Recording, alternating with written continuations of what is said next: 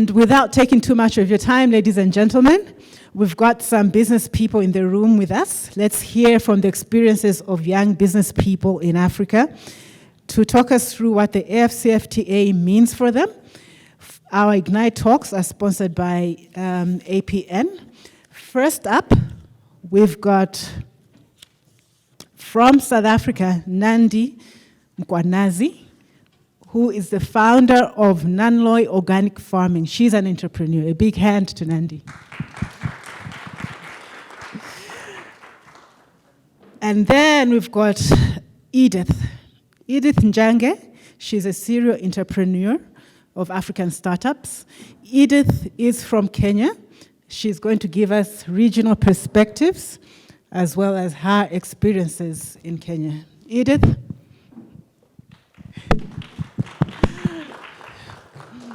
Do we have a roving mic or it's just one?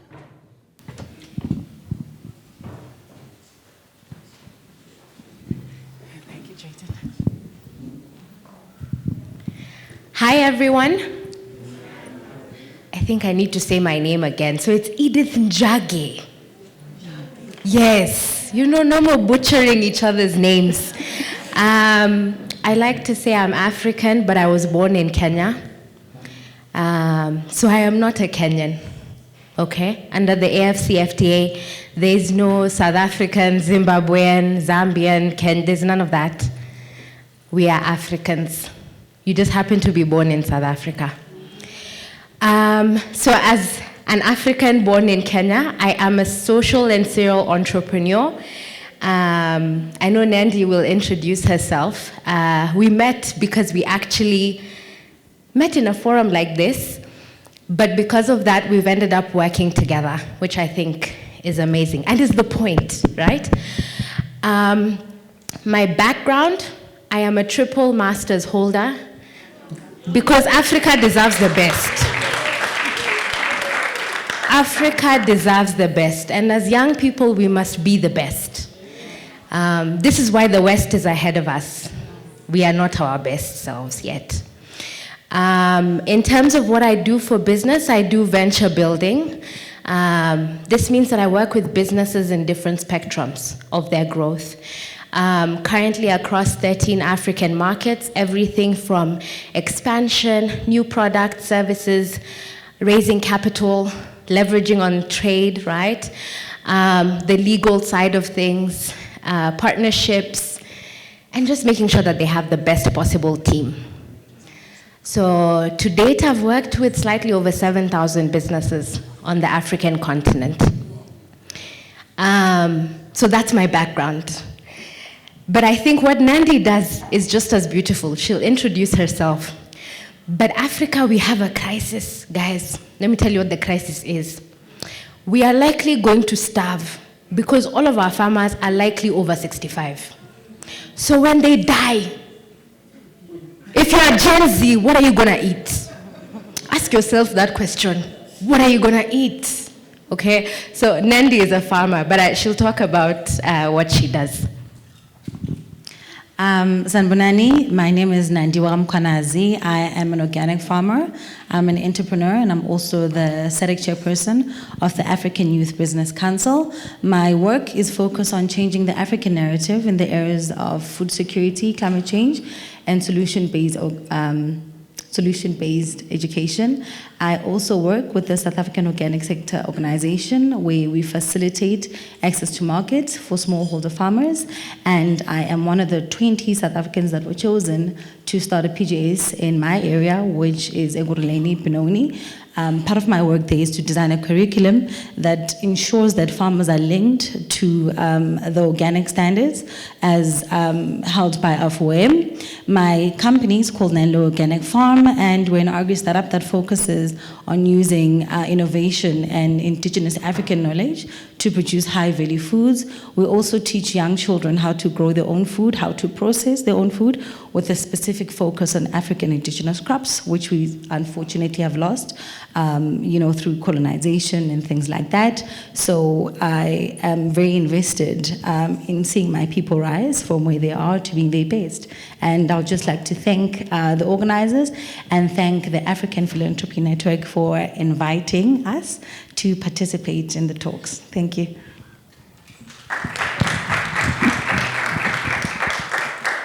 Okay, bless.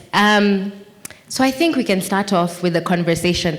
I will act like an MC, but also a speaker. Yeah, so that's the plan, guys. That's the plan, so that you understand what's happening. So Nandi, how do you think the AFCFTA can be accelerated? I know the audience has heard about it from a policy standpoint. On the ground, how can it be accelerated, in your opinion? So one of the ways that I think that it can be accelerated is to initiate public awareness. So, there's high-level stakeholder engagements like these ones, where people that are involved in trade and businesses in different sectors, are knowledgeable about the AFCFTA. Gaps are filled, we have conversations around that, but actually the people, which is the general public, a lot of them don't actually know about the free trade agreement. They don't even understand how it relates to them. As somebody who owns a business in Davidson, how does it facilitate my access to the wider, bigger African continent?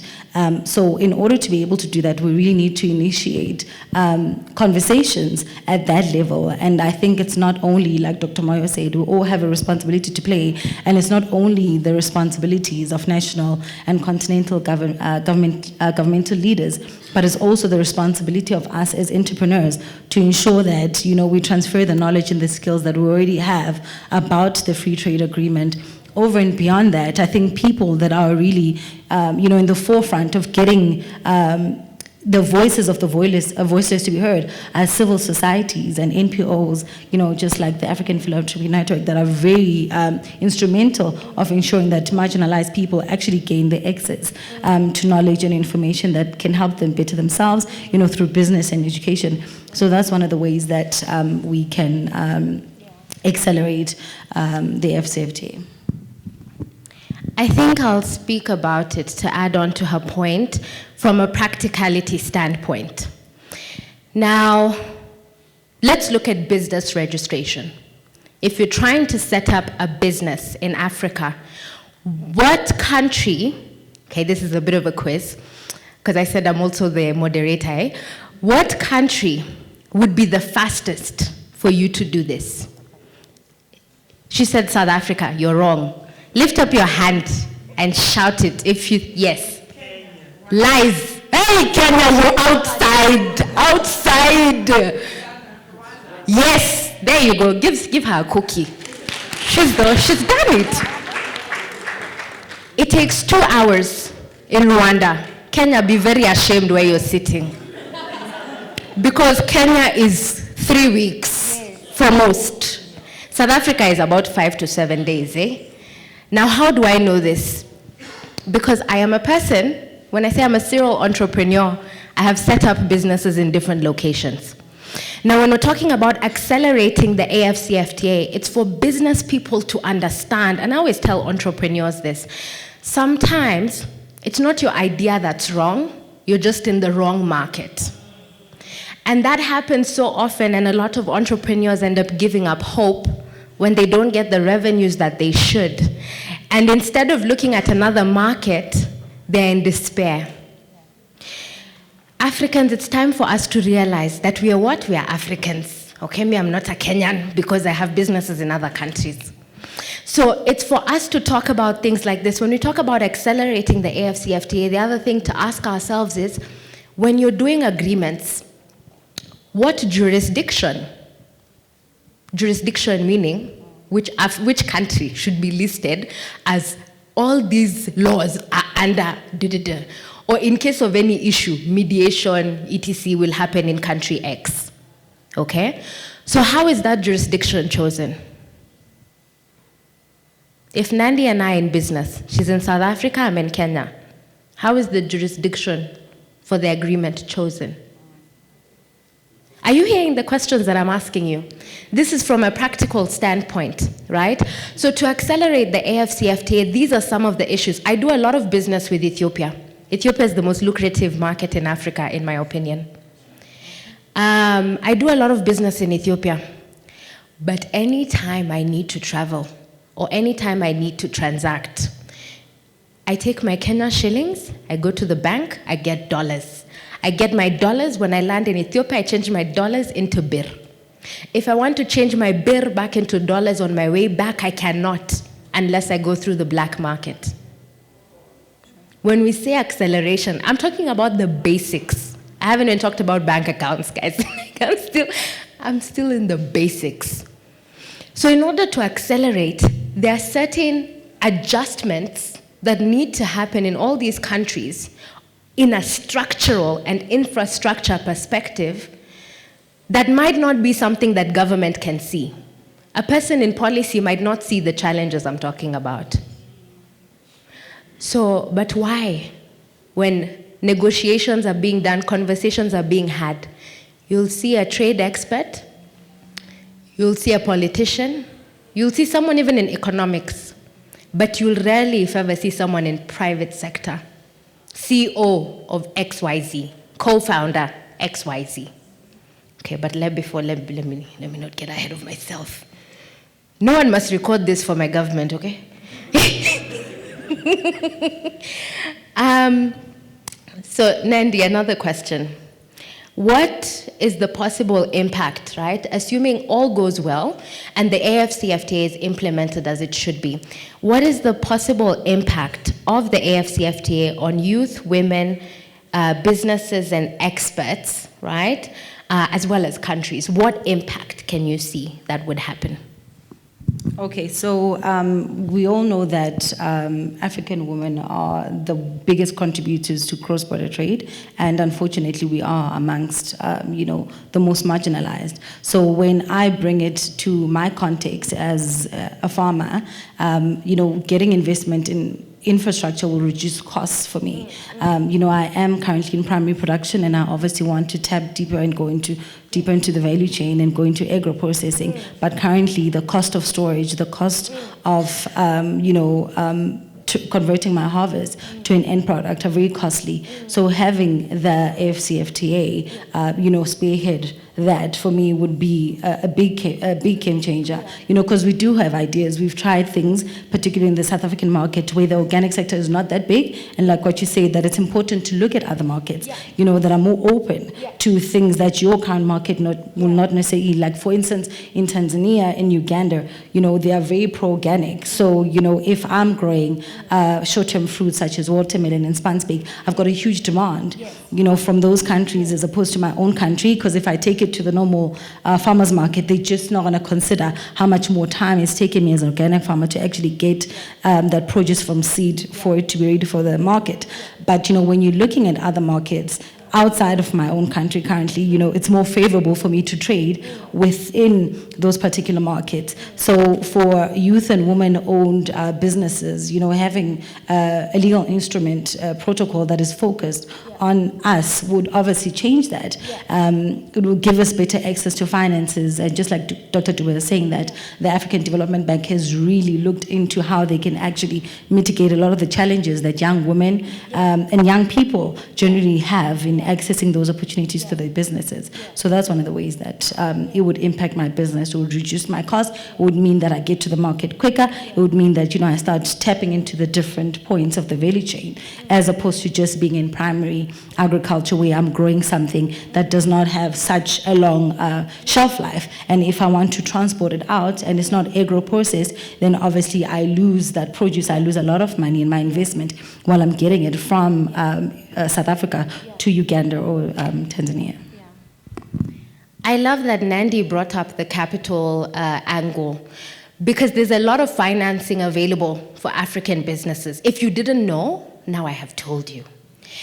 The key challenge, however, that I find is, for example, most of the businesses that I have connected to capital, it tends to be between $300,000 to $100 million.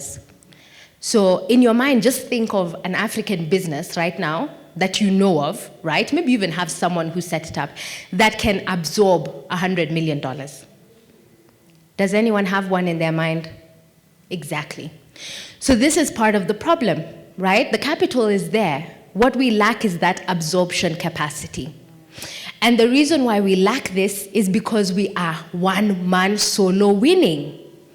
One of the professors here talked about the element of coming up with a conglomerate consortium holding structure. Africa, that's what we need to do, okay? Don't do standalone business. And when I say that I'm working a lot with Nandi, it's because I started and I realized, I said, what I'm doing is great, but if I combined it with what she's doing, it would be phenomenal. If we combined it with this other company, this other company, this other company, we're unstoppable. Our valuation put together goes up.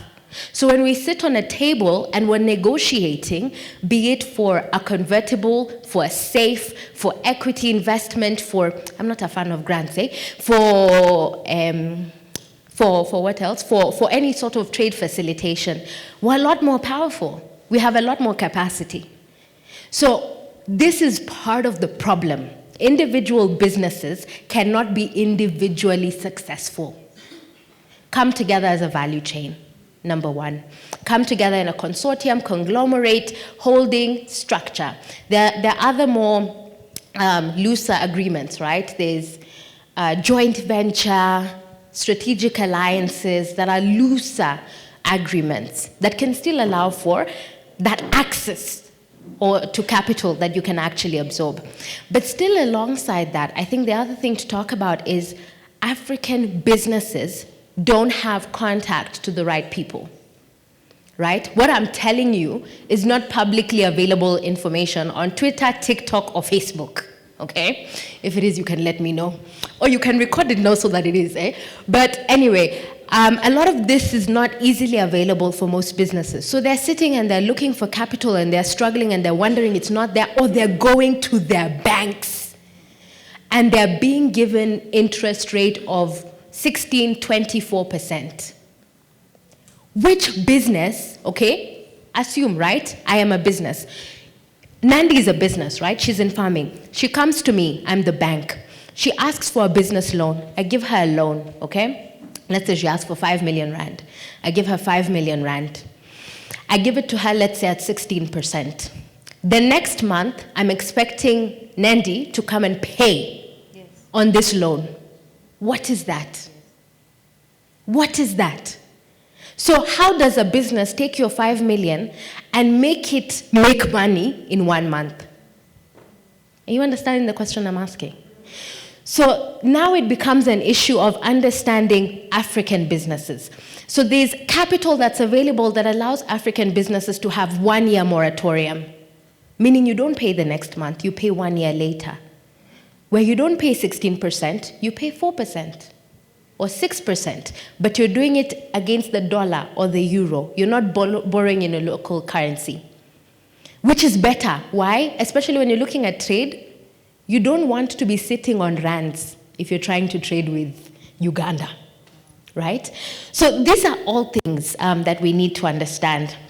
Now, the final bit, Nandi, that I want you to talk about is the gaps that you see in accessing the AFCFTA for yourself as a business person, and how this AFCFTA can actually be an instrument of change. So for me, the gaps that I initially had, I was able to fill that by accessing thought leaders that are working within trade, that were more familiar and more knowledgeable about the trade agreement than I was, which is part of the reason why you and I met. So for me, that's one of the ways that I did. I sought out information because I heard about it, before it came, and I thought, oh, great, this will obviously give me access to the markets that I previously did not have, that I wanted to have. But it was also my responsibility to seek. And, in the seeking, I found the challenges and I thought, how better can I actually change that for myself and people like myself in my position? Because it's not enough that I have the information, that I've managed to be able to mitigate the challenges that I've had. So in closing my own gaps, I found it very pivotal that I also pull other people with me. So that, because if I win, And, I teach other people what I know. We went together, and it's one of the ways that we were able to form, some of the businesses that we involved in. We able to leverage on other people's knowledge. We're able to leverage on other people's lived experiences and context, like you said. So that's one of the ways that I think we can close the gap, or have closed the gap. What was the next one? Instrument of change. How is it? Oh, yes, okay. So it's brought to the forefront the fact that, Africa is capable. We've always been capable, and unfortunately the narrative that we've been fed and that we've also ourselves have repeated, is that we're not adequate enough, we're unable, but that's totally not true. And we're seeing that, when we're seeing how young people and females are in the forefront of changing that. So I see it as being an instrument of change. It's, helping us grow our businesses quicker. That's one of the things. It's helping us bring change into our communities, both regionally and nationally. So that's one of the ways that I see it being an instrument of change. Okay, I think for me the key challenge is, so since I'm from Kenya, right? What I'm seeing in the EAC so far in terms of trade has been amazing. We have one-stop border posts, right?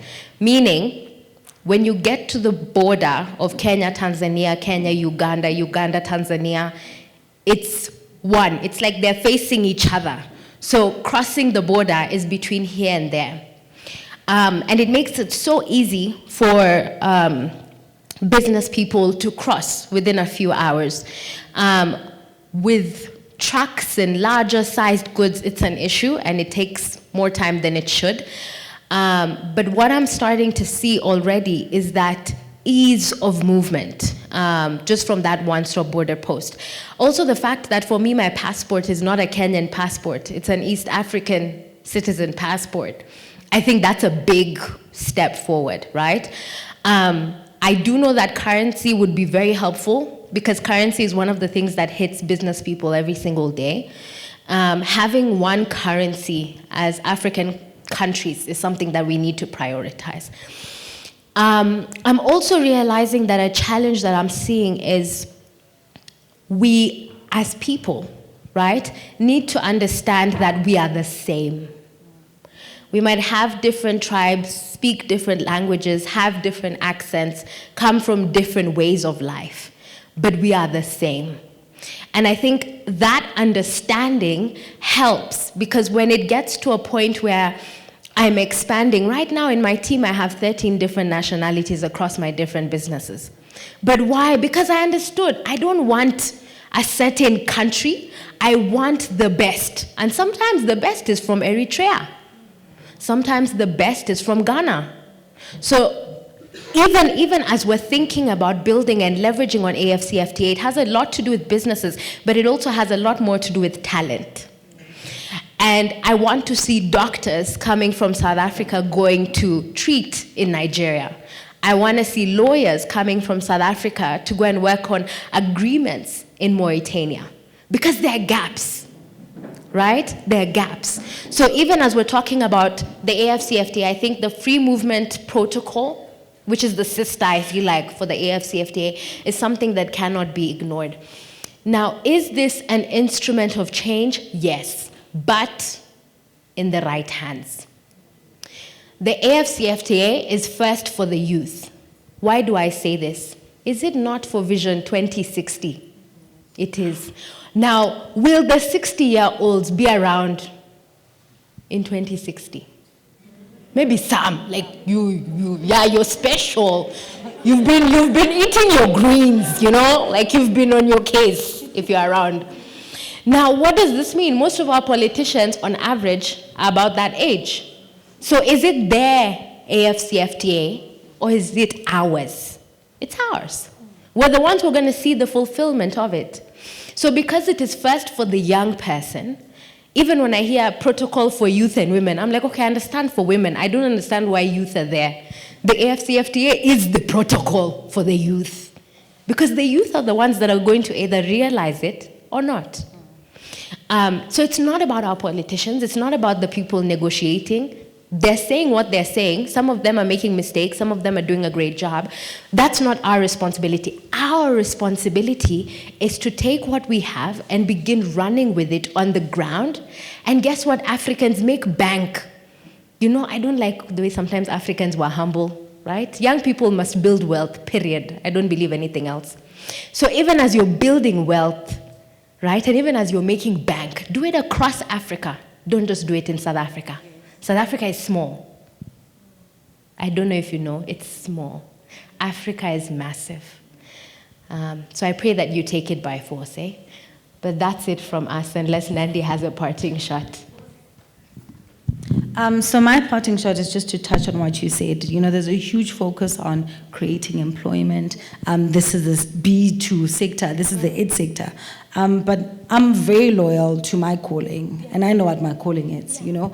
I'm called to nurture nature, and I've built businesses around that. I've built businesses to support that calling. So I think it's very important as a young person to actually know what your talent is, to know what your calling is, and build on that. You know, build the skills, build the networks to support that. And obviously challenges will come, and sometimes businesses don't work. You know, I've started businesses before, and I've had to close them before because it wasn't the time, the market was not working, and so forth and so on. But, you know, in closing, as much as, yes, we want to create wealth, very important. Yes, we want to build Africa, but it's very important to look within yourself. You know, why are you here? What are you contributing? And how are you ensuring that you remain loyal to your calling? Because I think if we all did that, you know, we would really see Africa start to actually change to become what we know it actually can be. So that's my part of it. Thank you. Thank you so much. This mic stays here. Thank you very much, Nandi and Edith. I actually feel that that session was, if I could,